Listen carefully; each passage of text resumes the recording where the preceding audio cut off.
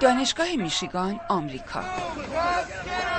در میانه درگیری پلیس با دانشجویان این صدا شنیده می شود. در آکسفورد دانشجویان دست خالی‌اند.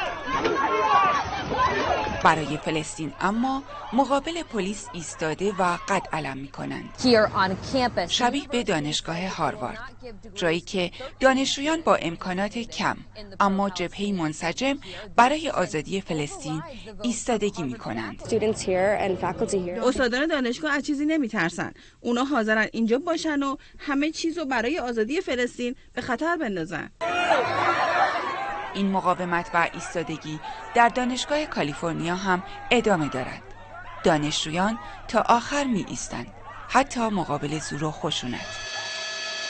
شبیه به جوانان جبهه مقاومت، همانها که با کمترین امکانات با صهیونیست‌های مجهز به پیشرفته ترین سلاح‌ها درگیر می شوند و مبارزه می کنند.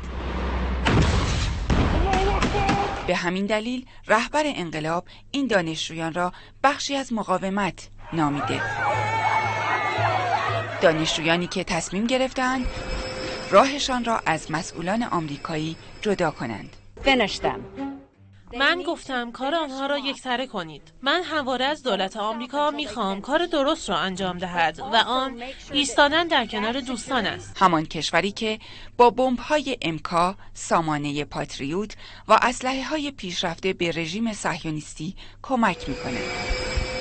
بایدن با تصویب بودجه 26 میلیارد دلاری مجلس نمایندگان آمریکا کمک تسلیحاتی به صهیونیست‌ها را افزایش می‌دهد. ایالات متحده بسته نظامی جدید برای اسرائیل ارسال می‌کند. تیمی از مشاوران آمریکایی کابینه جنگ رژیم صهیونیستی را هدایت می‌کنند. در ابتدای این نامه اما دانشجویان آمریکایی تصمیم می‌گیرند به تعبیر رهبری در طرف مبارزه شرافتمندانه بایستند. شما اکنون بخشی از جبهه مقاومت را تشکیل داده اید و در زیر فشار بیرحمانه دولتتان که آشکارا از رژیم غاصب و بیرحم صهیونیست دفاع می کند مبارزه ای شرافتمندانه را آغاز کرده اید.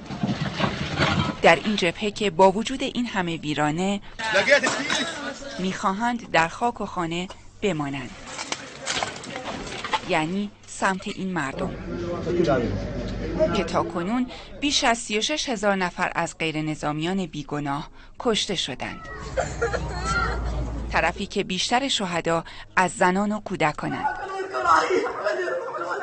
هرچه بیشتر سرکوبمون کنن ما بیشتر مقاومت میکنیم. رهبر انقلاب خطاب به آنها سمت درست تاریخ ایستاده اید. درس قرآن درباره ارتباطات بشری این است: نه ستم کنید و نه زیر بار ستم بروید.